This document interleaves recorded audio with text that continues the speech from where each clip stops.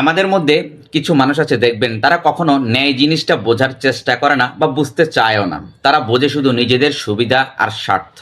যেমন ধরুন, যেখানে তাদের স্বার্থ আর সুবিধা আছে সেখানে তারা চুপচাপ থাকে বা নীরব ভূমিকা পালন করে। আর যেখানে তাদের কোনো সুবিধাই থাকে না বা যেখানে তাদের স্বার্থে আঘাত লাগে সেখানে তারা চিৎকার চেঁচামেচি এবং বিশৃঙ্খলা করার চেষ্টা করে। কিন্তু তারা একটা জিনিস কখনো মনে করে না বা তারা একটা জিনিস ভুলে যায় যে মানুষের জীবন কখনো আসলে একতরফা চলে না, বা মানুষের জীবন কখনো সুবিধার উপরে চলে না।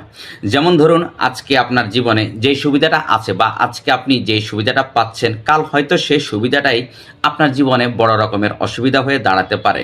আর তখনই কিন্তু আপনি একটা লিগ্যাল জাস্টিস খুঁজবেন বা ন্যায় খুঁজবেন, কিন্তু তখন দেখবেন আপনার পক্ষে আর কেউ কোনো কথা বলছে না বা আপনাকে কেউ পজিটিভলি নিচ্ছে না।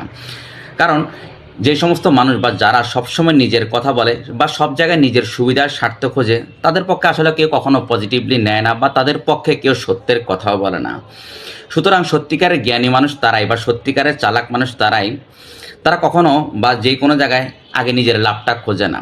কারণ বর্তমানে এই দুনিয়া যতই নেগেটিভ আর নেগলেক্ট হোক না কেন, তারা সবসময় সত্যের পক্ষেই কিন্তু গুরুত্ব দেয়। কারণ মানুষের জীবনের সুবিধাগুলো কিন্তু খুবই ক্ষণস্থায়ী, কিন্তু আপনার চরিত্র আর আপনার ন্যায় কিন্তু মানুষের কাছে আপনাকে চিরস্থায়ী সম্মান দিবে। আর এতে করে কিন্তু আপনার ভ্যালু দ্বিগুণ বেড়ে যায়। Thanks for watching.